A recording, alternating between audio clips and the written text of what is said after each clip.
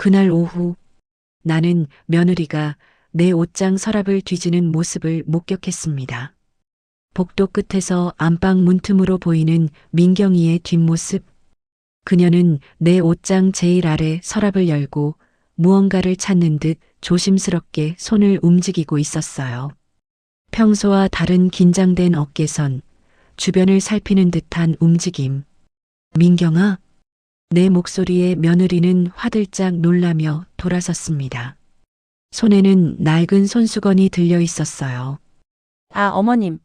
깜짝이야. 언제 들어오셨어요? 뭐 하고 있었니? 아, 이거요? 어머님, 손수건 빨아드리려고 찾고 있었어요. 옷장 정리하다가 발견했거든요. 민경이는 환한 미소를 지으며 손수건을 흔들었습니다. 하지만 그 순간 나는 이상한 위화감을 느꼈어요. 저 서랍에는 손수건 따위 없었는데 그곳에는 남편의 도장함이 있었으니까요. 사흘 전만 해도 나는 세상에서 가장 복받은 시어머니였습니다. 아침 일찍 눈을 뜨면 부엌에서는 이미 민경이가 아침 준비를 하고 있었어요. 도마 위에서 팔을 써는 소리, 된장찌개가 끓는 구수한 냄새. 15년이 지난 지금도 변함없는 며느리의 부지런함이었습니다. 어머님 주무셨어요? 아침 거의 다 됐어요. 어머님 좋아하시는 북어국 끓였어요. 아이고, 우리 며느리. 맨날 미안하구나. 에이, 무슨 말씀을. 당연한 거죠. 민경이는 앞치마 끈을 매며 싱긋 웃었습니다. 저 미소가 얼마나 예쁜지 15년 전 처음 본 순간부터 나는 민경이가 마음에 들었어요. 얼굴도 곱지만 무엇보다 성품이 곱다고 생각했죠. 식탁에 앉아 아침을 먹는데 남편 종수가 신문을 펼치며 말했습니다. 여보, 오늘 병원 가는 날 아니요? 아, 맞다. 무릎 주사 맞는 날이네. 어머님, 제가 모시고 갈게요. 오늘 오전에 시간 있어요. 민경이가 재빨리 말했어요. 나는 손사래를 쳤습니다. 아니야, 혼자 갈 수 있어. 너도 바쁜데. 무슨 말씀이세요? 제가 모시고 가야죠. 그리고 병원 끝나고 시장 구경도 하고 올게요. 결국 나는 며느리의 고집을 꺾지 못했어요. 사실 속으로는 고마웠습니다. 나이가 들수록 혼자 병원 가는 게 두렵거든요. 병원에서 주사를 맞고 나오는 길 민경이가 내 팔을 꼭 잡아주었어요. 어머님 많이 아프셨죠? 조금만 참으세요. 금방 나아지실 거예요. 우리 며느리 덕에 견딜만하네. 복도를 걸으며 나는 문득 친구들이 부러워하던 말이 떠올랐습니다. 일주일 전 경로당에서였어요. 순자야, 너 정말 복 받았다. 요즘 같은 세상에 저런 며느리가 어디 있어. 김 여사가 부채질을 하며 말했습니다. 옆에 앉은 최 여사도 거들었어요. 맞아. 우리 며느리는 시어머니 병원 가자면 핑계부터 대는데 너희 며느리는 천사야, 천사. 에이, 그냥 착한 애지 뭐. 나는 겸연쩍게 웃었지만 속으로는 자랑스러웠습니다. 정말로 민경이는 모범 며느리였으니까요. 병원 동행은 기본이고 명절 때는 혼자서 음식을 다 준비했어요. 시댁 제사도 빠짐없이 챙기고 시누이들이 올 때마다 정성껏 대접했죠. 순자야, 근데 너희 며느리 옷 보면 좀 비싸 보이던데. 요즘 명품 가방도 자주 바꾸고. 이 여사가 조심스럽게 물었습니다. 나는 고개를 저었어요. 아이고, 그게 다 짝퉁이래. 동대문에서 산 거라고 하더라고. 민경이가 원래 옷 입는 센스가 좋아서 그래 보이는 거지. 아, 그렇구나. 짝퉁도 요즘은 진짜같이 만드나 봐. 친구들의 수군거림이 조금 신경 쓰이긴 했지만 나는 며느리를 믿었습니다. 민경이는 검소한 아이였어요. 결혼 초부터 지금까지 단 한 번도 시댁에 손 벌리지 않고 오히려 용돈까지 챙겨주곤 했으니까요. 병원에서 돌아와 거실 소파에 앉아 있는데 민경이가 과일을 깎아왔습니다. 어머님 사과 드세요. 제가 아까 시장에서 좋은 거로 골라왔어요. 고맙다 며느리. 사과를 한 입 베어 물며 나는 TV를 켰어요. 오후 드라마 시간이었습니다. 민경이는 부엌에서 설거지를 하고 있었고 남편은 낮잠을 자고 있었어요. 평화로운 오후였습니다. 정말 평온하구나. 나도 모르게 중얼거렸습니다. 15년 전 민경이가 우리 집에 처음 며느리로 들어왔을 때를 생각하니 감회가 새로웠어요. 그때도 지금처럼 부지런하고 착한 아이였죠. 드라마가 끝나고 나는 자리에서 일어났습니다. 안방으로 가서 옷을 갈아입으려는데 목이 말라 잠깐 부엌으로 향했어요. 물을 마시고 다시 복도를 걸어가는데 안방 문이 살짝 열려 있었습니다. 분명 내가 닫고 나왔는데 나는 천천히 문을 열었어요. 그리고 그 순간 나는 믿을 수 없는 광경을 목격했습니다. 민경이가 내 옷장 앞에 쪼그려 앉아 있었어요. 제일 아래 서랍을 열고 그 안을 뒤지고 있었습니다. 손은 떨리고 있었고 고개를 숙인 채 무언가를 찾는 듯 조심스럽게 움직였어요.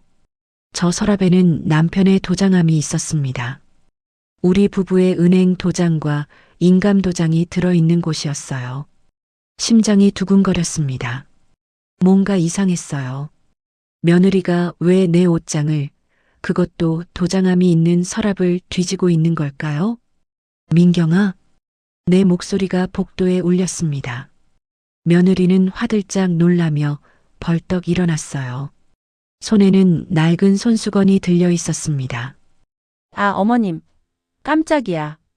언제 들어오셨어요? 민경이의 얼굴이 순간 하얗게 질렸다가 이내 평소의 미소를 되찾았습니다. 뭐하고 있어? 아, 이거요? 어머님, 손수건 빨아드리려고 찾고 있었어요. 옷장 정리하다가 발견했거든요. 민경이는 환하게 웃으며 손수건을 흔들었습니다. 하지만 나는 알고 있었어요. 저 서랍에는 손수건 따위 없다는 것을. 그래, 고맙구나. 그런데 민경아, 네, 어머님. 그 서랍에 손수건은 없을 텐데. 순간 민경이의 미소가 굳었습니다. 찰나의 침묵이 흘렀어요. 나는 며느리의 눈을 똑바로 바라봤습니다. 아, 제가 착각했나 봐요. 어머님, 그럼 저 설거지 마저 할게요. 민경이는 재빨리 손수건을 내려놓고 방을 나갔습니다. 나는 그 자리에 서서 열린 서랍을 내려다봤어요. 도장함은 평소와 조금 다른 위치에 놓여 있었습니다. 이상하네. 가슴 한편이 불안하게 조여들었습니다. 며느리를 의심하는 내가 이상한 걸까요? 아니면 정말로 뭔가 숨기고 있는 걸까요? 그날 밤 나는 잠을 이루지 못했습니다. 머릿속에는 민경이가 서랍을 뒤지던 모습이 계속 떠올랐어요. 떨리던 손, 당황하던 표정, 그리고 너무나 자연스럽게 둘러대던 말투. 15년을 함께 살았는데 설마. 나는 고개를 저었습니다. 민경이는 착한 아이예요. 나를 속일 리가 없었어요. 그저 내가 예민해진 거겠죠.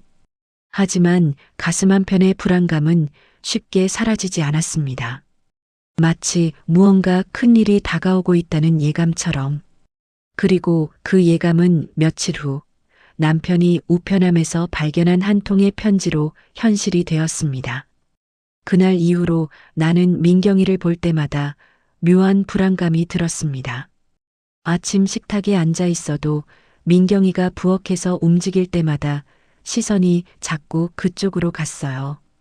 설거지를 하는 손놀림, 냉장고를 여는 모습, 심지어 웃는 얼굴조차도 이제는 낯설게 느껴졌습니다. 어머님 커피 드릴까요? 민경이가 환하게 웃으며 물었어요. 나는 고개를 끄덕였습니다. 응, 고맙다. 하지만 속으로는 계속 생각했어요. 저 아이가 정말 내 도장함을 뒤지고 있었던 걸까? 아니면 내가 오해한 걸까? 남편 종수는 평소처럼 신문을 보고 있었습니다. 그는 아무것도 모르고 있었어요. 나도 남편에게 말하지 않았습니다. 혹시나 내가 예민해진 것일 수도 있다는 생각에 섣불리 말을 꺼내기가 조심스러웠거든요. 여보, 오늘 날씨 좋네. 산책이나 다녀올까? 종수가 신문에서 눈을 떼며 말했습니다. 나는 창밖을 바라봤어요. 맑은 가을 하늘이 펼쳐져 있었습니다. 그래도 좋겠네. 점심을 먹고 남편과 함께 아파트 단지를 산책했습니다. 바람이 상쾌했어요. 은행나무 잎이 노랗게 물들어 길 위에 흩날리고 있었습니다. 남편의 팔을 잡고 천천히 걸으며 나는 잠시나마 마음이 편안해졌어요. 여보, 우리 결혼한 지 벌써 40년이 넘었네. 그러게 말이야. 시간 참 빠르지? 민호도 이제 50 가까이 됐고 손주도 보고 싶은데. 남편이 한숨을 쉬었습니다. 아들 민준이는 민경이와 결혼한 지 15년이 넘었지만 아직 자녀가 없었어요. 나도 손주가 보고 싶었지만 요즘은 그런 말조차 꺼내기 조심스러웠습니다. 산책을 마치고 아파트 로비로 돌아왔을 때였어요. 남편이 우편함을 확인하러 갔습니다. 아, 우편물이 꽤 있네. 종수가 우편함에서 편지 몇 장을 꺼냈어요. 그런데 그중 하나를 보더니 얼굴이 굳어졌습니다. 이게 뭐야? 왜 그래? 나는 다가가 남편의 손에 든 편지를 봤습니다. 은행 로고가 박힌 봉투였어요. 대출 독촉장이라고 적혀 있었습니다. 대출? 우리가 무슨 대출을 받았다고? 남편은 당황한 표정으로 봉투를 뜯었습니다. 편지를 펼쳐 읽는 그의 얼굴이 점점 더 창백해졌어요. 여보, 이거. 우리 명의로 3억 원 대출이 있다고 나와 있어. 뭐라고? 3억? 나는 편지를 빼앗듯 받아들었습니다. 거기에는 분명히 우리 부부의 이름이 적혀 있었어요. 박종수, 박순자. 그리고 대출금 3억 원, 연체료 발생, 즉시 상환 요구라는 문구가 선명했습니다. 이게 무슨 일이야? 우리가 언제 대출을 받았다고? 심장이 두근거렸습니다. 나는 남편을 바라봤어요. 여보, 혹시 당신이 받은 거 아니야? 무슨 소리야? 나는 절대 안 받았어. 당신은? 나도 물론 아니고. 우리 부부는 서로를 바라보며 혼란에 빠졌습니다. 그때 문득 며느리의 얼굴이 떠올랐어요. 도장함을 뒤지던 그 모습이. 설마. 남편과 나는 곧바로 은행으로 향했습니다. 택시를 타고 가는 내내 말이 없었어요. 남편은 창밖만 바라보고 있었고 나는 손에 쥔 독촉장을 계속 들여다봤습니다. 믿을 수가 없었어요. 3억 원이라니. 은행에 도착해 대출 상담 창구로 갔습니다. 40대로 보이는 여성 직원이 우리를 맞이했어요.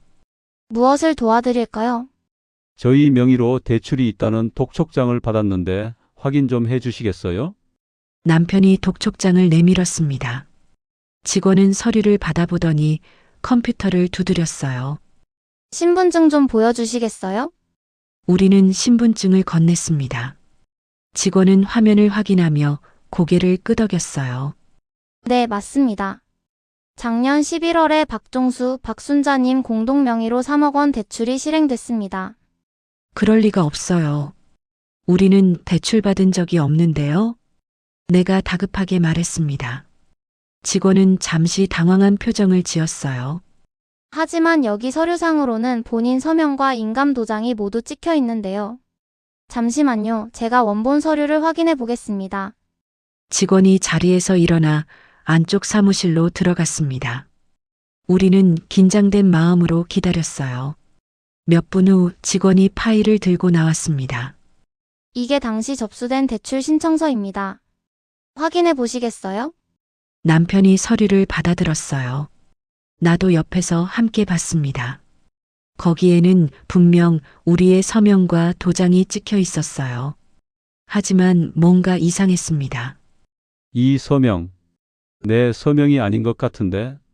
남편이 눈을 가늘게 뜨고 서류를 자세히 들여다봤어요. 나도 내 서명을 확인했습니다.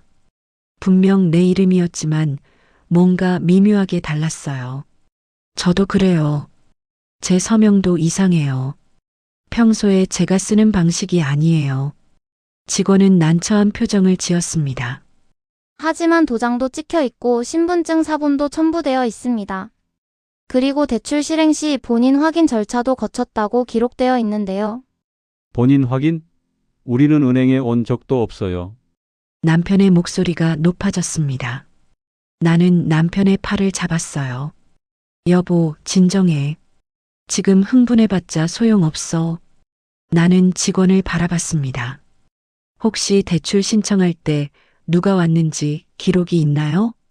직원이 다시 서류를 확인했어요. 네, 여기. 대리인이 신청했다고 되어 있네요. 이소영 씨라는 분이 위임장을 가지고 오셔서 대출 신청을 도왔다고 기록되어 있습니다.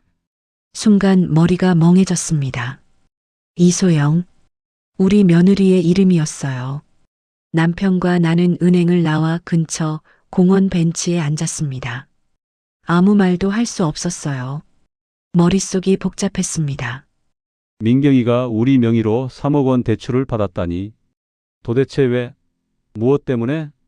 여보, 이거 믿을 수 있어? 남편이 떨리는 목소리로 물었습니다. 나는 고개를 저었어요. 믿고 싶지 않아. 하지만 증거가 여기 있잖아. 나는 손에 든 서류를 내려다봤습니다. 은행에서 출력해준 대출 내역서였어요. 작년 11월 15일 3억 원 대출 실행. 대리인 이소영. 혹시 민경이가 우리 몰래 도장을 가져간 건가? 그렇지 않고서야 말이 안 되잖아. 남편의 목소리에는 분노와 배신감이 섞여 있었어요. 나도 마찬가지였습니다. 15년 동안 완벽한 며느리라고 믿었는데 그게 다 거짓이었다니. 여보, 그럼 이 돈은 어디로 간 거야? 그걸 내가 어떻게 알아? 민경이한테 물어봐야지. 하지만 섣불리 물어볼 수도 없었어요. 혹시나 우리가 오해한 것일 수도 있다는 작은 희망이 남아 있었거든요. 일단 더 확인해 보자. 혹시 다른 대출이나 카드도 있을지 모르니까. 남편의 말에 나는 고개를 끄덕였습니다. 우리는 다시 일어나 신용정보원으로 향했어요. 신용정보원에서 우리 부부의 신용조회를 했습니다. 결과를 받아든 순간 나는 숨이 막혔어요. 거기에는 우리 명의로 된 대출과 신용카드가 줄줄이 나열되어 있었습니다. 은행 대출 3억 원, 제2금융권 대출 1억 5천만 원, 신용카드 5개, 카드, 대금, 미납 총 3천만 원. 이게 도대체?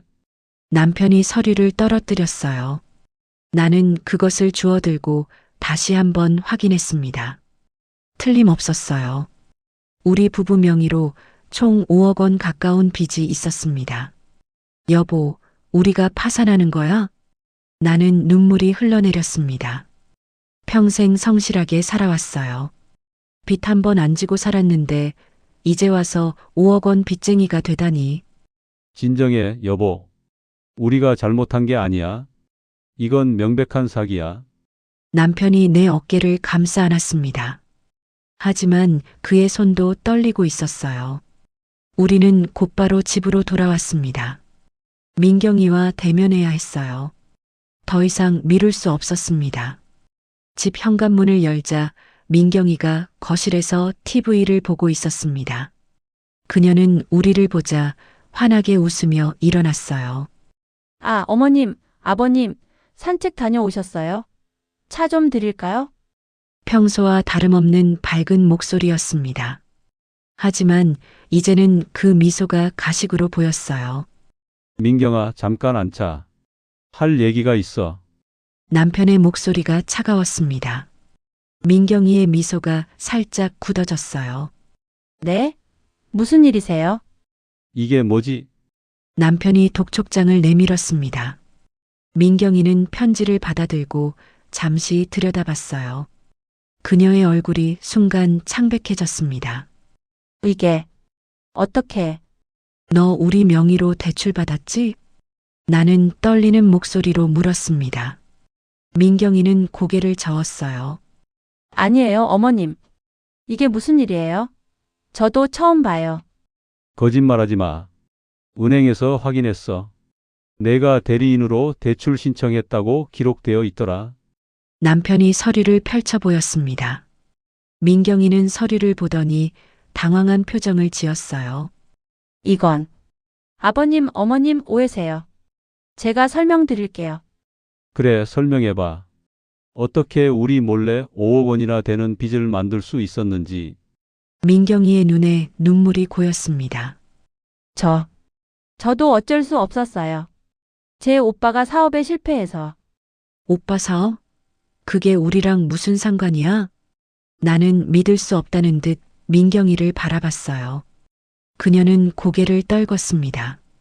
오빠가 보증을 잘못 서서 빚이 생겼어요. 채권자들이 매일 집에 찾아와서 저는 어쩔 수 없이 그래서 우리 명의로 대출을 받았다고? 우리 도장을 몰래 가져가서. 남편의 목소리가 높아졌습니다. 민경이는 울기 시작했어요. 죄송해요. 정말 죄송해요. 하지만 제가 다 갚을 거예요. 시간만 주시면. 시간? 벌써 연체가 시작됐어. 우리 집이 경매로 넘어갈 수도 있다고. 나는 분노가 치밀어 올랐습니다. 하지만 동시에 허탈했어요. 15년 동안 믿었던 며느리가 이런 사람이었다니. 그때 현관문이 열리며 아들 민준이가 들어왔습니다. 다녀왔습니다. 무슨 일이에요? 왜 분위기가 이래요? 민준이는 우리의 표정을 보고 이상함을 눈치챘어요. 민경이는 울면서 남편에게 달려갔습니다. 여보 미안해. 내가 잘못했어. 무슨 일인데? 민준이가 당황했습니다. 남편이 서류를 아들에게 건넸어요. 내 아내가 우리 명의로 5억 원 빚을 만들었다. 뭐라고요? 민준이의 얼굴이 굳어졌습니다. 그는 서류를 받아들고 읽기 시작했어요. 점점 그의 얼굴이 창백해졌습니다. 민경아, 이게 사실이야? 민경이는 고개를 숙인 채 울고만 있었어요. 민준이는 아내를 노려봤습니다. 대답해. 이게 사실이냐고? 미안해. 어쩔 수 없었어. 민준이는 한 손으로 머리를 쥐어뜯었습니다. 어쩔 수 없었다고? 부모님 명의로 몰래 대출 받는 게 어쩔 수 없는 일이야? 거실이 순식간에 아수라장이 되었어요. 민준이의 고함, 민경이의 울음, 남편의 분노, 그리고 내 허탈함이 뒤섞였습니다. 나는 소파에 주저앉았어요. 다리에 힘이 풀렸습니다. 이제 어떻게 되는 거지?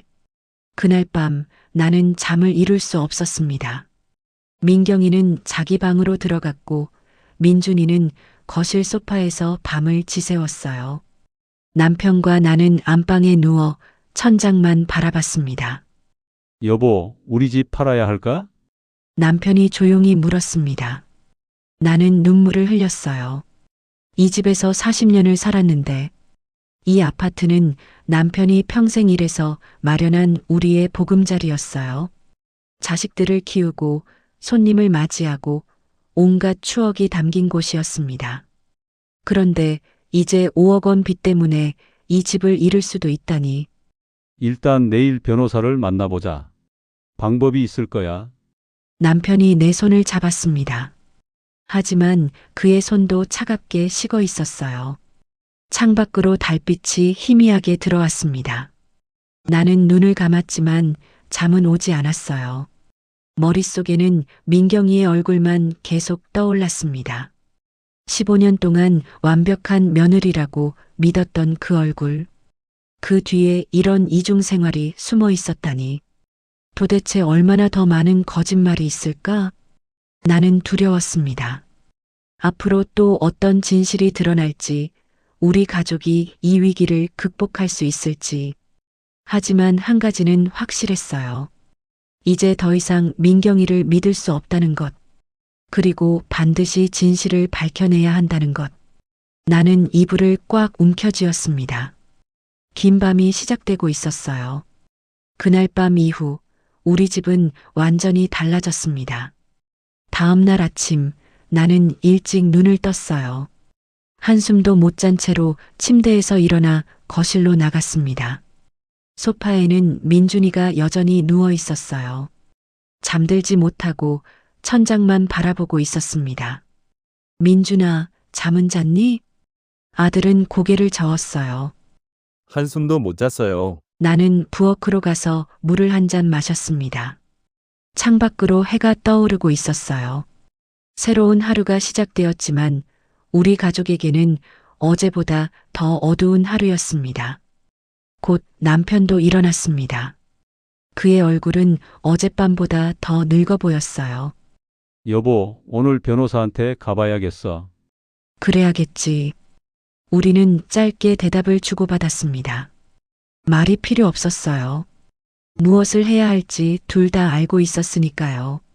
민경이는 아직 자기 방에서 나오지 않았습니다. 문은 굳게 닫혀 있었고 안에서는 아무 소리도 들리지 않았어요. 식탁에 앉아 있는데 민준이가 다가왔습니다. 어머니, 아버지, 제가 민경이랑 얘기 좀 해봤어요. 나는 아들을 바라봤어요. 그의 얼굴에는 피로와 고민의 흔적이 역력했습니다. 민경이가 뭐래? 민준이는 자리에 앉으며 한숨을 쉬었어요. 민경이 오빠가 정말 어려운 상황이라고 하더라고요. 보증을 잘못 써서 빚이 생겼는데 채권자들이 매일 협박하고. 나는 아들의 말을 끊었습니다. 그래서 우리 명의로 5억 원 빚을 만든 게 정당화되니? 아니, 그건 아니에요. 하지만 민준이는 말을 잇지 못했어요.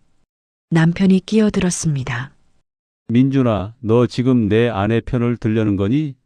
아니에요, 아버지. 하지만 민경이도 어쩔 수 없었던 것 같아요. 친정 오빠를 보고만 있을 수 없었을 거 아니에요. 나는 가슴이 답답했습니다. 아들이 여전히 민경이를 감싸고 있었어요. 민준아, 너는 아직도 모르겠니? 민경이가 우리를 속였어. 우리 도장을 몰래 가져가서 우리 인생을 망쳐놨다고. 어머니, 내 아버지와 나는 평생 빚 한 번 안 지고 살았어. 그런데 이제 70이 넘어서 5억 원 빚쟁이가 됐단 말이야. 이 집을 팔아야 할 수도 있어. 내 목소리가 높아졌습니다. 민준이는 고개를 숙였어요. 죄송해요. 제가 잘못 봤어요. 그때 민경이의 방문이 열렸습니다. 그녀가 나왔어요. 얼굴은 부어 있었고 눈은 빨갛게 충혈되어 있었습니다. 어머님, 아버님, 정말 죄송해요. 민경이는 우리 앞에 무릎을 꿇었습니다. 제발 용서해 주세요. 제가 다 갚을게요. 시간만 주시면. 남편이 냉정하게 말했어요. 시간? 이미 연체가 시작됐어. 우리 신용 등급이 바닥으로 떨어졌다고. 민경이는 울기 시작했습니다. 하지만 나는 더 이상 그 눈물에 속지 않았어요. 15년 동안 얼마나 많은 거짓말을 했을까요? 민경아, 한 가지만 물어볼게. 이게 전부니? 다른 빚은 없지? 민경이는 잠시 망설였습니다. 그 순간 나는 알았어요. 더 있다는 것을. 솔직히 말해. 지금이라도. 민경이가 떨리는 목소리로 말했어요. 제 친구한테도 좀 빌렸어요. 개인적으로. 얼마나? 단 5천만 원이요. 또다시 충격이었습니다. 5억도 모자라 5천만 원을 더 빌렸다니. 너 정말 우리를 완전히 망치려고 작정했구나. 남편의 목소리가 떨렸습니다. 나는 자리에서 일어났어요. 민준아, 오늘 변호사 만나러 갈 거야. 너도 같이 가자. 네, 어머니. 민경이가 울며 매달렸습니다. 제발요. 경찰에 신고하지는 말아주세요. 제가 정말. 나는 민경이를 내려다봤어요. 한때는 친딸처럼 아꼈던 며느리. 이제는 낯선 사람처럼 느껴졌습니다. 그건 변호사와 상담하고 결정할 거야. 오전 10시 우리는 변호사 사무실로 향했습니다. 남편, 아들 그리고 나. 셋이서 택시를 타고 갔어요. 민경이는 집에 남았습니다. 차 안은 침묵으로 가득했어요. 변호사 사무실에 도착했습니다. 50대 중반으로 보이는 남성 변호사가 우리를 맞이했어요. 안녕하세요. 김철수 변호사입니다. 편하게 앉으세요. 우리는 소파에 앉았습니다. 변호사는 우리가 준비해온 서류들을 검토하기 시작했어요. 은행 대출 서류, 신용카드 명세서, 신용정보 조회 결과. 상황이 심각하시네요. 변호사가 고개를 끄덕이며 말했습니다. 변호사님, 우리가 어떻게 해야 하나요? 남편이 다급하게 물었어요. 변호사는 잠시 생각하더니 대답했습니다. 일단 며느님의 행위는 명백한 사문서 위조와 사기죄에 해당합니다. 형사고소가 가능합니다. 정말요? 그리고 민사상으로도 손해배상 청구를 할 수 있고요. 하지만 그렇게 되면 민경이가 감옥에 가는 건가요? 민준이가 조심스럽게 물었습니다. 변호사는 고개를 끄덕였어요. 가능성이 높습니다. 금액이 5억 원이 넘으니까요. 나는 복잡한 심정이었습니다. 아무리 미워도 15년을 함께 살았던 며느리였어요.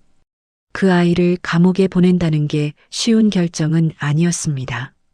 그런데 변호사님, 우리 집은 어떻게 되나요? 경매로 넘어가나요?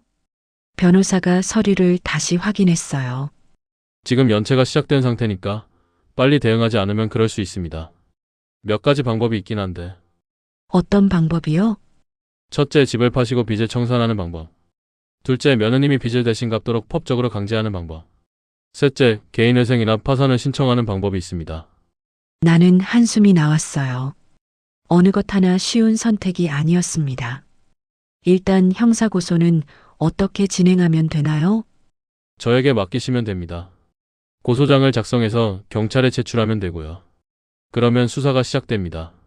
남편이 나를 바라봤어요. 나도 남편을 바라봤습니다. 우리는 눈빛으로 대화를 나눴어요. 40년을 함께 살아온 부부였으니까요. 알겠습니다. 일단 고소장부터 준비해 주세요. 남편이 결정을 내렸습니다. 변호사는 고개를 끄덕였어요. 알겠습니다. 며칠 내로 준비해드리겠습니다. 변호사 사무실을 나오는 길 민준이가 말했습니다. 어머니, 정말 민경이를 고소하실 거예요? 나는 아들을 바라봤어요. 민준아, 너는 내 아내 편이니? 아니면 부모 편이니? 물론 부모님 편이죠. 하지만은 없어. 민경이가 잘못한 거야. 벌을 받아야지. 민준이는 더 이상 말하지 못했습니다. 우리는 침묵 속에 집으로 돌아왔어요. 집에 도착했을 때 민경이는 거실 소파에 앉아 있었습니다. 그녀는 우리를 보자 벌떡 일어났어요. 어떻게 됐어요? 나는 대답하지 않았습니다. 그냥 안방으로 들어가 문을 닫았어요. 남편도 따라 들어왔습니다. 여보, 우리 제대로 된 거 맞지? 남편이 물었습니다. 나는 고개를 끄덕였어요. 그래야지. 더 이상 당할 수는 없어. 그날 오후 나는 홀로 안방에 앉아 생각했습니다. 15년 전 민경이가 처음 우리 집에 왔을 때가 떠올랐어요. 그때 그 아이는 정말 순수해 보였습니다. 웃는 얼굴이 예뻤고 말투도 공손했어요. 어머님 잘 부탁드려요. 효도하며 살게요. 민경이가 결혼식 날 했던 말이 귀에 맴돌았습니다. 그 약속은 다 어디로 간 걸까요? 창밖을 바라보며 나는 눈물을 흘렸어요. 슬픔보다는 허탈함이었습니다. 15년이라는 시간이 한순간에 무너진 것 같았어요. 노크 소리가 들렸습니다. 어머니, 저예요. 민준이의 목소리였어요. 나는 문을 열어줬습니다. 왜? 어머니, 민경이가 친정에 가고 싶대요. 잠시 떨어져 있고 싶다고. 나는 웃음이 나왔습니다. 쓴웃음이었어요. 그래, 가라고 해. 우리도 그의 얼굴 보기 싫으니까. 민준이는 미안한 표정을 지었어요. 어머니, 정말 죄송해요. 제가 잘못 봤어요. 나는 아들의 어깨를 토닥였습니다. 너는 잘못 없어. 내 아내가 우리를 속인 거지. 그날 저녁 민경이는 짐을 싸서 집을 나갔습니다. 현관문이 닫히는 소리를 들으며 나는 안도의 한숨을 쉬었어요. 이제 좀 숨을 쉴 수 있을 것 같았습니다. 남편과 나는 거실 소파에 앉았습니다. 민준이는 자기 방에 들어가 있었어요. 여보, 우리 이제 어떻게 되는 걸까? 남편이 물었습니다. 나는 남편의 손을 꼭 잡았어요. 모르겠어. 하지만 우리 둘이 함께니까 이겨낼 수 있을 거야. 그날 밤 나는 다시 한번 결심했습니다. 더 이상 당하지 않겠다고. 더 이상 속지 않겠다고. 내가 평생 모은 것들을 지키겠다고. 침대에 누워 천장을 바라보며 나는 생각했어요. 앞으로 어떤 일들이 펼쳐질까? 민경이는 정말 처벌을 받게 될까? 우리 집은 지킬 수 있을까? 하지만 한 가지는 확실했습니다. 나는 더 이상 연약한 시어머니가 아니었어요. 나는 싸울 준비가 되어 있었습니다. 남편의 고른 숨소리가 들렸습니다. 그는 잠들었어요. 나는 남편의 손을 꼭 잡았습니다. 여보, 우리 꼭 이겨내자. 40년을 함께 살았잖아. 이것쯤은 이겨낼 수 있어. 나는 눈을 감았습니다. 내일은 또 어떤 하루가 펼쳐질까요? 하지만 나는 준비되어 있었습니다. 진실을 밝히고 정의를 찾고 우리 가족을 지키기 위해 그렇게 긴 밤이 지나가고 있었습니다. 민경이가 집을 떠난 지 사흘이 지났습니다. 집은 조용했어요. 너무나도 조용했습니다.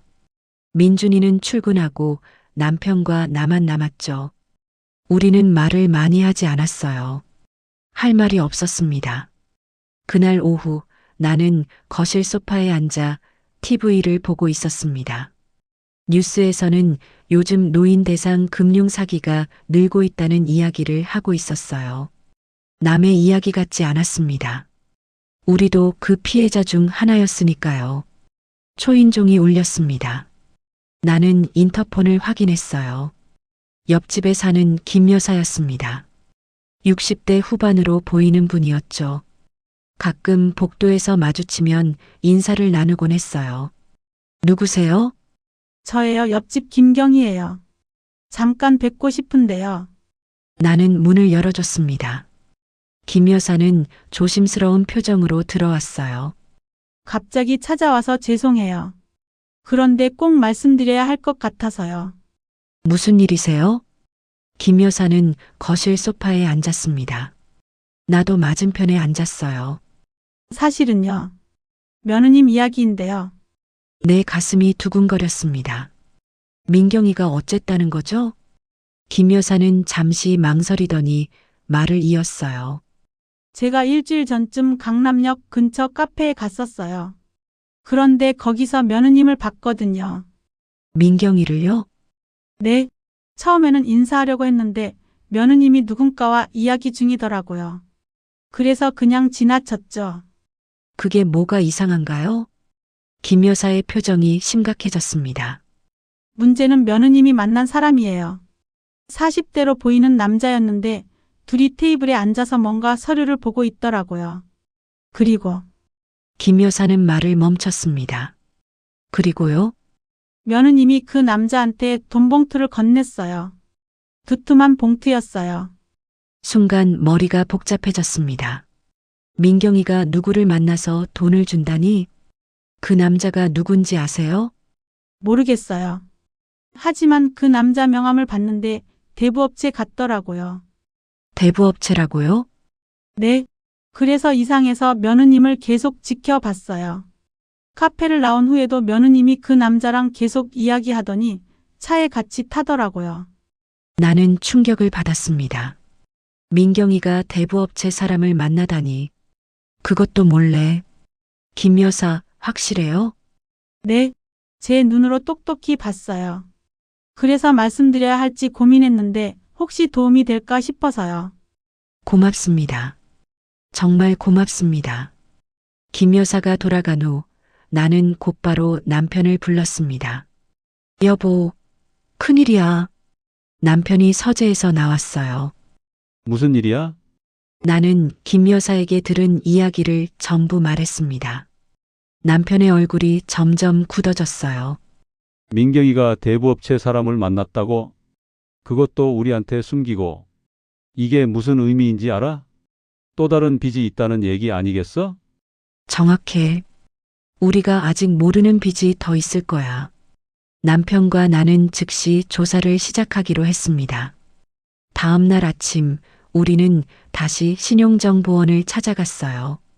이번에는 더 자세한 조회를 요청했습니다.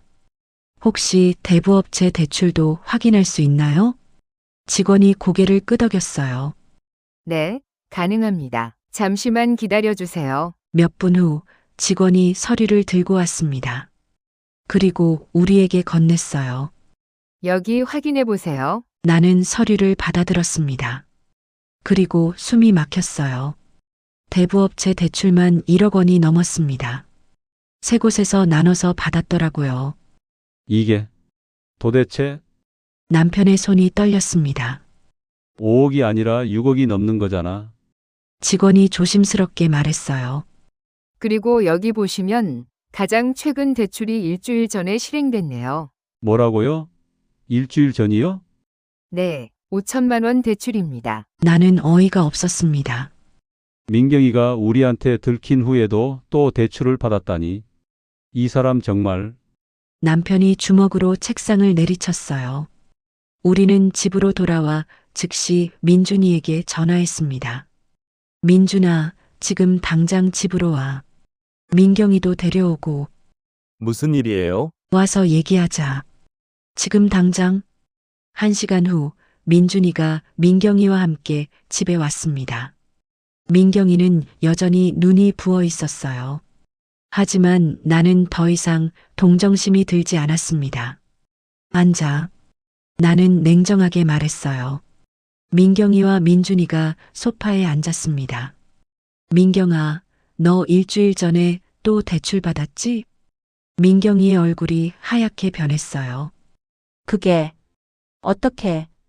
거짓말 하려 하지 마. 우리가 다 확인했어. 대부업체 3곳에서 1억 원 넘게 빌렸지? 민경이는 고개를 숙였습니다.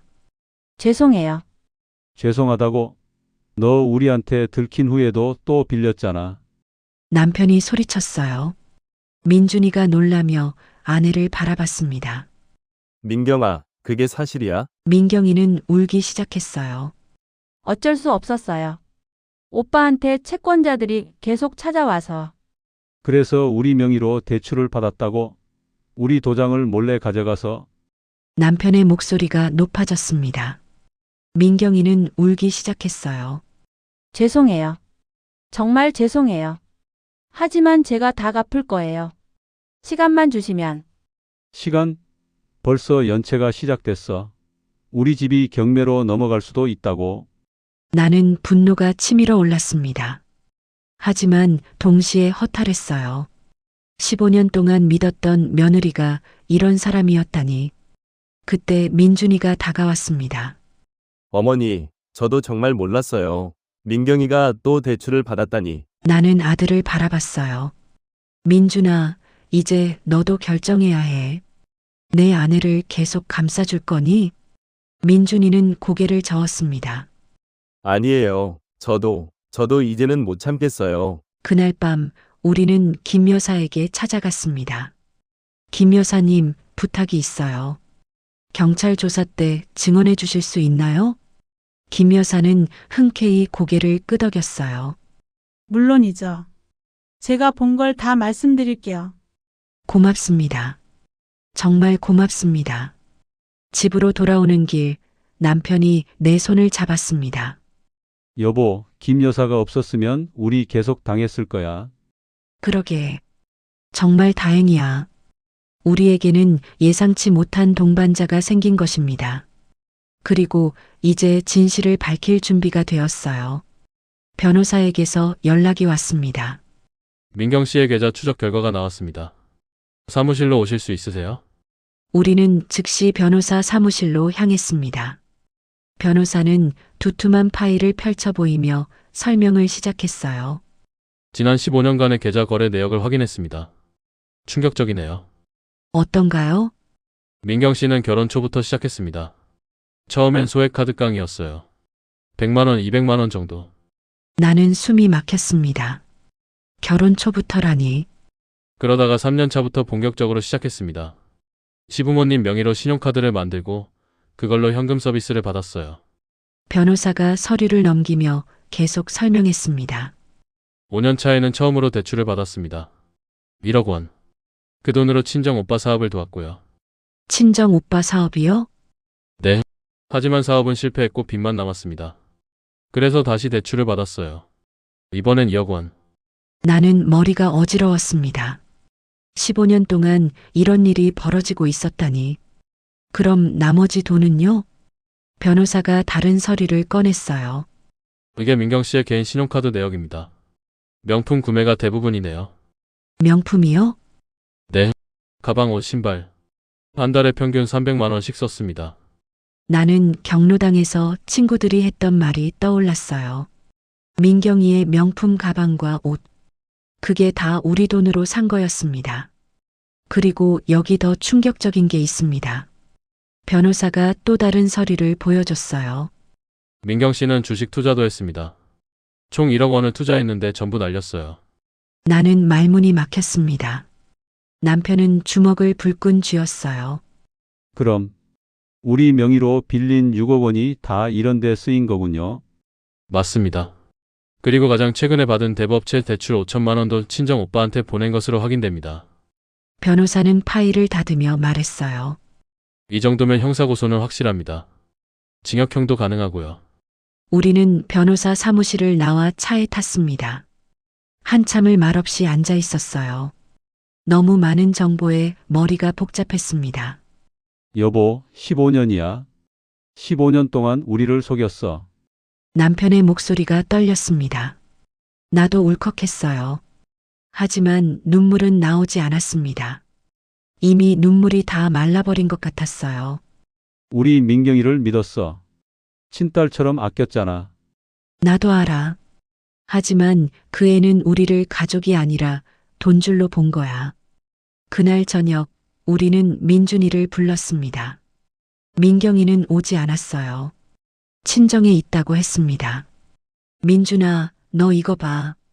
나는 변호사에게 받은 서류 사본을 아들에게 건넸어요. 민준이는 서류를 읽기 시작했습니다. 그의 얼굴이 점점 창백해졌어요. 이게 진짜예요? 다 사실이야. 내 아내가 15년 동안 우리한테 한 짓이야. 민준이는 서류를 떨어뜨렸습니다.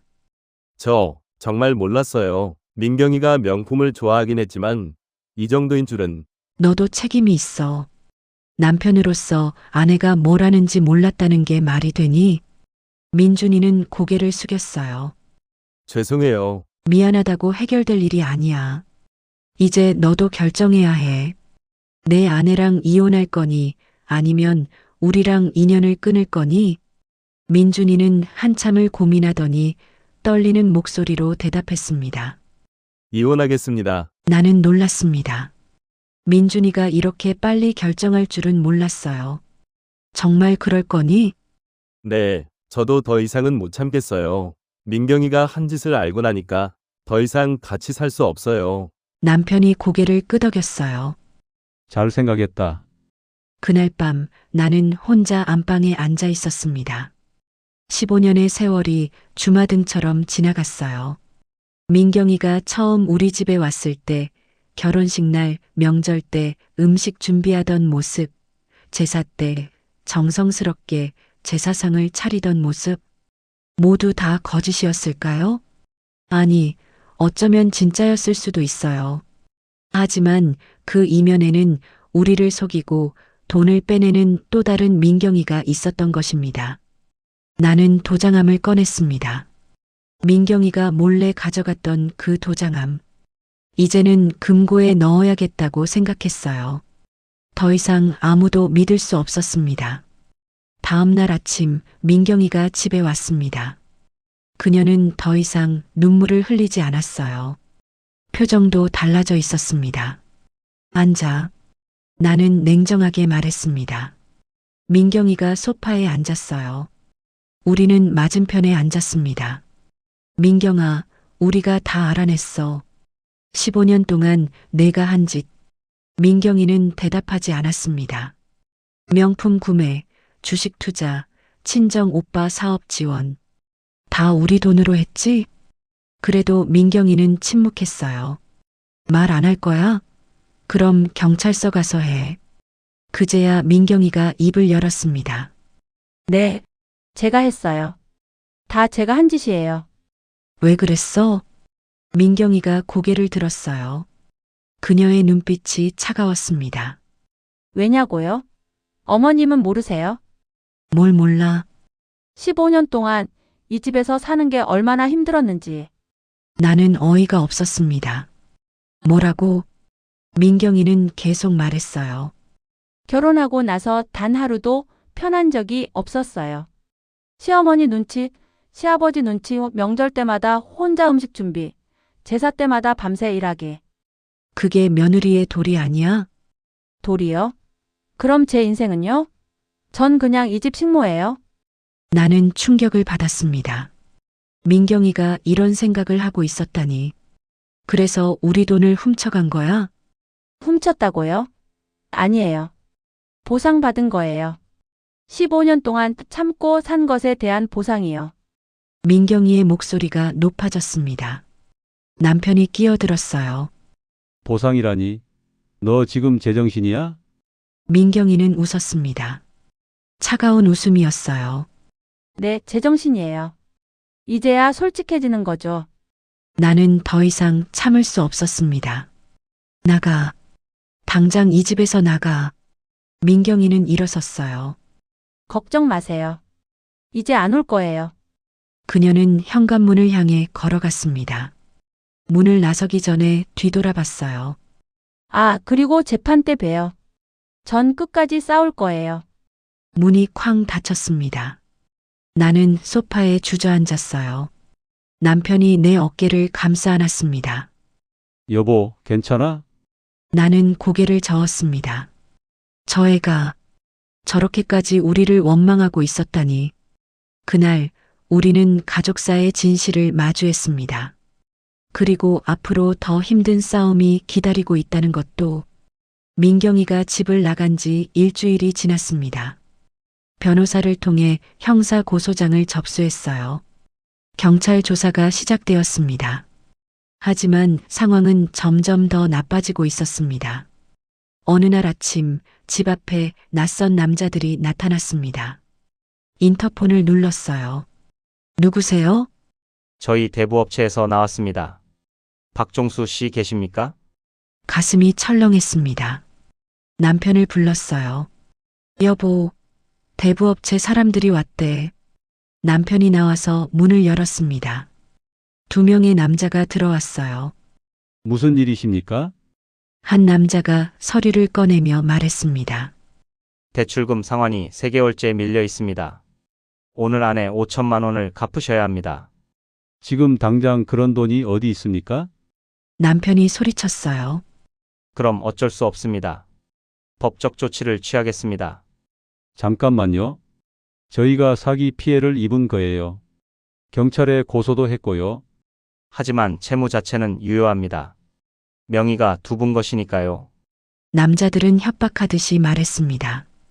다음에 또 오겠습니다. 그때까지 돈 준비해 두세요. 그들이 떠나고 나서 우리는 망연자실했습니다.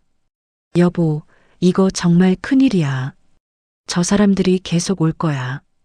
은행에서도 연락이 왔어요. 연체가 계속되면 집을 압류하겠다고. 나는 무너질 것 같았습니다. 40년 동안 살던 집을 잃을 수도 있다니. 그날 오후 민준이에게서 전화가 왔습니다. 어머니, 민경이 변호사를 선임했대요. 뭐? 민경이가 자기도 변호사를 구했대요. 그리고 뭐? 민경이가 반대로 어머니를 고소하겠대요. 말도 안 돼. 무슨 명목으로? 학대랑 명예훼손이래요. 나는 기가 막혔습니다. 그 애가 정말 미쳤구나. 민준이의 목소리가 무거웠어요. 어머니, 정말 죄송해요. 제가 잘못 봤어요. 전화를 끊고 나서 나는 울음이 터졌습니다. 우리가 무슨 잘못을 했다고 이런 일을 당해야 하는 걸까요? 남편이 나를 안아줬어요. 여보, 울지 마. 우리는 잘못한 게 없어.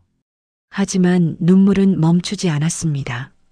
다음 날 우리는 다시 변호사를 만났습니다. 변호사님, 민경이가 저희를 역고소했대요. 변호사는 고개를 끄덕였어요. 알고 있습니다. 하지만 걱정하지 마세요. 근거가 없는 고소예요. 하지만 재판이 길어지는 거 아닙니까? 그럴 수도 있습니다. 하지만 결국 이기실 겁니다. 변호사는 다른 서류를 꺼냈어요. 그리고 좋은 소식도 있습니다. 민경 씨 친정 오빠를 찾았어요. 정말요? 네. 오빠도 사기 혐의로 조사받고 있습니다. 보증을 잘못 썼다는 게 거짓말이었어요.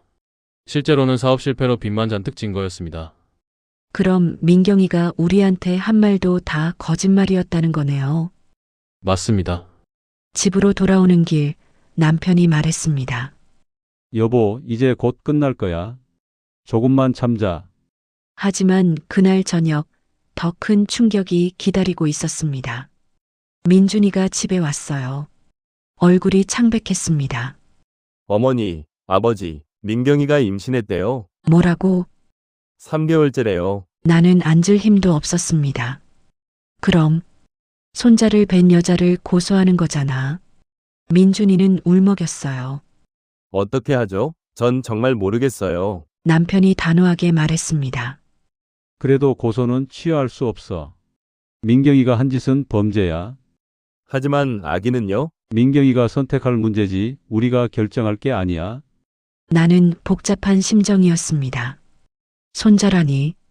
평생 기다렸던 손자를. 하지만 그 아이의 엄마가 우리를 이렇게 배신했는데 그날 밤 나는 잠을 이룰 수 없었습니다.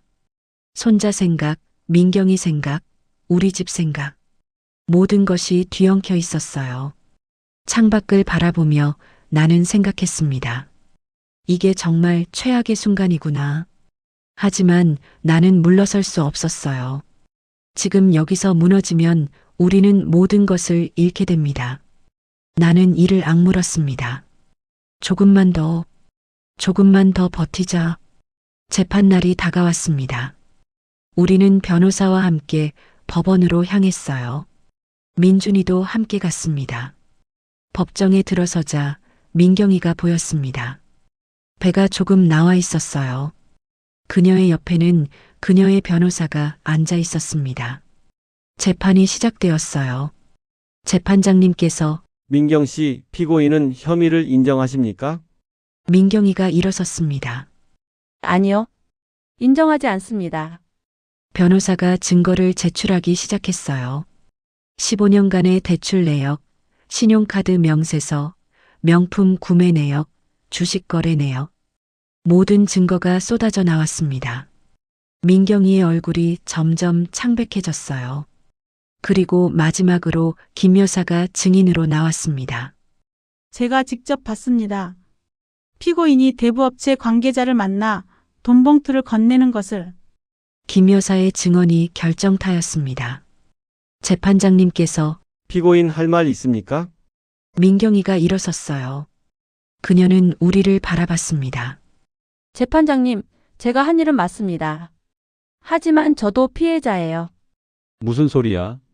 남편이 소리쳤어요. 재판장이 질서를 유지하라고 말했습니다. 민경이는 계속 말했어요. 15년 동안 저는 이 가족의 노예처럼 살았습니다. 명절마다, 제사마다 하루도 쉬지 못했어요. 그래서 돈을 훔쳐가도 된다는 거야? 훔쳐간 게 아니에요. 제 노동의 대가를 받은 거예요. 민경이의 목소리가 높아졌습니다. 그리고 시부모님은 저를 한 번도 가족으로 대해주지 않았어요. 항상 며느리, 남의 사람 취급만 했죠. 나는 충격을 받았습니다. 우리가 그랬다고? 재판장님께서 진정하십시오. 피고인 계속하십시오. 민경이는 눈물을 흘리기 시작했어요. 저는 그저 인정받고 싶었어요. 가족의 일원으로. 하지만 아무리 해도 안 됐어요. 그래서 제 방식대로 보상받기로 한 거예요. 민경이가 앉았습니다. 변호사가 반박했어요. 재판장님 피고인의 주장은 억지입니다. 설령 그런 불만이 있었다 해도 사문서 위조와 사기는 명백한 범죄입니다. 재판은 계속되었습니다. 증인들이 나왔고 증거가 제출되고 양측 변호사가 공방을 벌였어요. 몇 시간이 지난 후 재판이 끝났습니다. 재판장님께서 판결은 2주 후에 선고하겠습니다.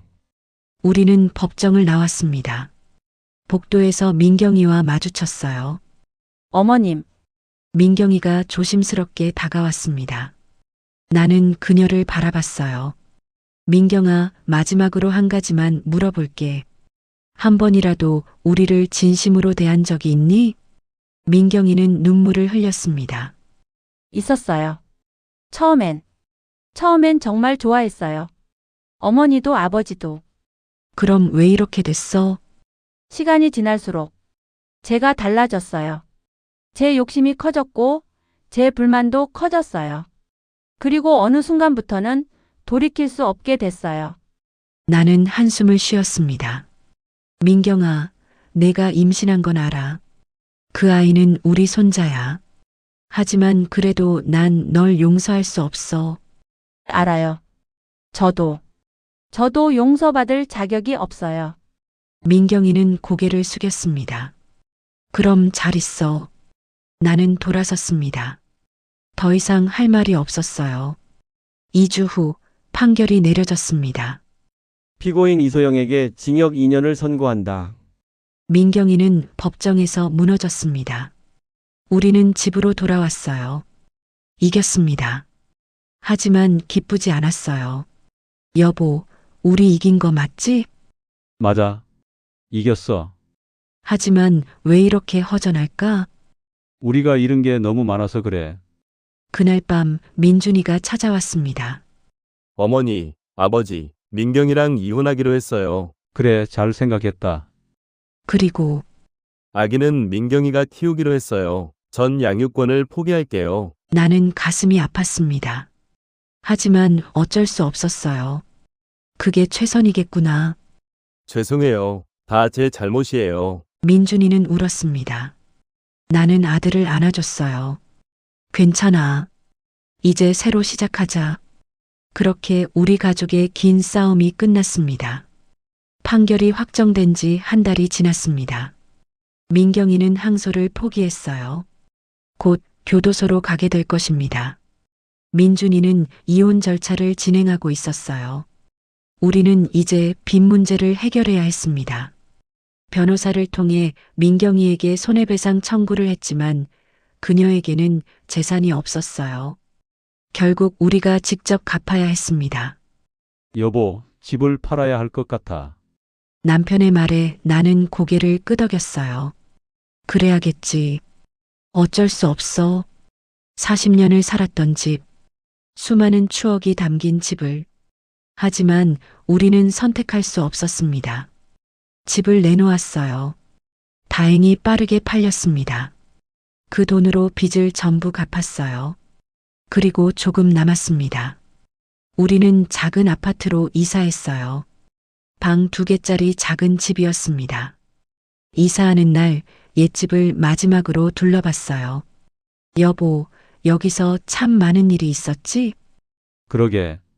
좋은 일도 나쁜 일도. 하지만 이제 새로 시작하는 거야. 그래, 새 출발이야. 새 아파트에서의 첫날 밤. 집은 작았지만 오히려 아늑했어요. 침대에 누워 남편의 손을 잡았습니다. 여보, 40년 동안 고생 많았어. 무슨 소리야? 나도 마찬가지지. 앞으로 남은 시간, 우리 둘이 행복하게 살자. 그래. 이제 우리만 생각하며 살자. 며칠 후, 김 여사가 찾아왔습니다. 이사 오신 집이 여기였군요. 집들이 선물이에요. 김 여사님, 고맙습니다. 정말 고마워요. 뭐려? 제가 한 것도 없는데. 아니에요. 김 여사님이 없었으면 우리 계속 당했을 거예요. 이웃끼리 당연한 거죠. 김 여사와 차를 마시며 이야기를 나눴어요. 그때 민준이에게서 전화가 왔습니다. 어머니, 저 오늘 저녁에 가도 될까요? 그래, 와라. 저녁 먹고 가. 민준이는 저녁 때 왔어요. 손에 과일 바구니를 들고 어머니, 새 집 축하드려요. 고맙다.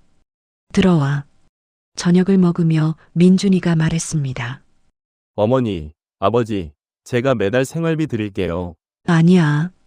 넌 내 생활이나 잘해. 아니에요. 이번 일도 다 제 책임이에요. 제가 도와야죠. 나는 아들의 손을 잡았습니다. 고맙다. 우리 아들. 민준이는 웃었어요. 오랜만에 보는 밝은 미소였습니다. 식사를 마치고 민준이가 물었어요. 어머니, 민경이가 곧 교도소 들어간대요. 한번 만나보실래요? 나는 고개를 저었습니다. 아니야. 이제 그 애는 내 인생에 없어. 알겠어요. 민준이가 떠나고 나는 베란다에 나가 밤하늘을 바라봤어요. 별이 반짝이고 있었습니다. 남편이 뒤에서 다가와 내 어깨를 감싸 안았어요. 뭘 생각해? 아무 생각도 안 해. 그냥 별 보고 있어. 예쁘지? 응. 예뻐.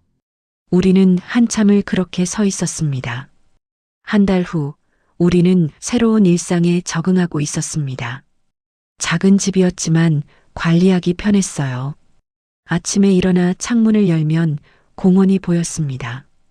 우리는 매일 아침 공원을 산책했어요. 여보, 여기 공기가 참 좋지? 그러게. 옛날 집보다 오히려 좋은 것 같아. 우리는 웃었습니다. 어느 날 경로당에 갔어요. 친구들을 만났습니다. 순자야, 오랜만이다. 그동안 무슨 일 있었어? 응. 좀 복잡한 일이 있었어. 나는 간단하게 설명했어요. 친구들은 놀랐습니다. 아이고, 그런 일이 있었구나. 정말 고생했겠다. 이제 다 지나간 일이야. 그래도 건강하게 잘 계시니 다행이네. 친구들과 화투를 치며 시간을 보냈어요. 웃고 떠들며 즐거운 시간이었습니다. 그날 저녁 집으로 돌아오는 길에 남편이 말했습니다. 여보, 우리 여행이나 갈까? 여행? 응. 국내 여행이라도. 우리 둘이서. 좋지. 어디로 갈까? 제주도는 어때? 좋아. 제주도로 가자. 우리는 설레는 마음으로 계획을 세웠어요. 일주일 후 우리는 제주도에 있었습니다. 푸른 바다를 보며 걸었어요. 여보, 바다 참 예쁘다. 그러게. 오랜만에 여행 오니 좋네. 우리 자주 오자. 그래. 손을 잡고 해변을 걸었습니다. 파도 소리가 들렸어요. 갈매기가 날아다녔습니다. 이 순간이 영원했으면 좋겠다는 생각이 들었어요. 제주도에서 돌아온 후 민준이가 소식을 전했습니다. 어머니, 민경이가 아기를 낳았대요. 아들이래요. 그래. 잘 됐네. 어머니는 안 보실 거예요? 나는 잠시 고민했습니다. 아니, 보지 않을래. 그게 서로에게 좋을 것 같아. 알겠어요. 나는 복잡한 심정이었습니다. 손자가 태어났지만 볼 수 없는 손자. 하지만 어쩔 수 없었어요. 이미 선을 그었으니까요. 그날 밤 침대에 누워 생각했습니다. 내 인생에서 가장 힘든 시기를 지나왔어요. 배신당하고 속고 모든 것을 잃을 뻔했습니다. 하지만 우리는 이겨냈어요. 남편과 함께 서로를 믿으며 창밖으로 달이 떠올랐습니다. 환한 보름달이었어요. 나는 남편의 손을 꼭 잡았습니다. 여보, 고마워. 40년 동안 함께 해줘서. 나도 고마워. 앞으로도 계속 함께하자. 그래. 우리 100년해로 하자. 우리는 웃었습니다. 비록 큰 집은 잃었지만 우리에게는 서로가 있었어요. 비록 손자는 볼 수 없지만 우리에게는 희망이 있었습니다. 그리고 무엇보다 우리는 진실을 지켜냈어요. 거짓과 배신에 맞서 싸웠고 결국 이겼습니다. 이제 우리 앞에는 새로운 시작이 기다리고 있었어요. 작지만 따뜻한 집, 서로를 믿는 마음, 그리고 함께할 미래. 나는 눈을 감았습니다. 평화로운 잠이 찾아왔어요. 40년을 함께 살아온 남편 옆에서 나는 행복하게 잠들었습니다. 그렇게 우리의 이야기는 새로운 장을 열었습니다.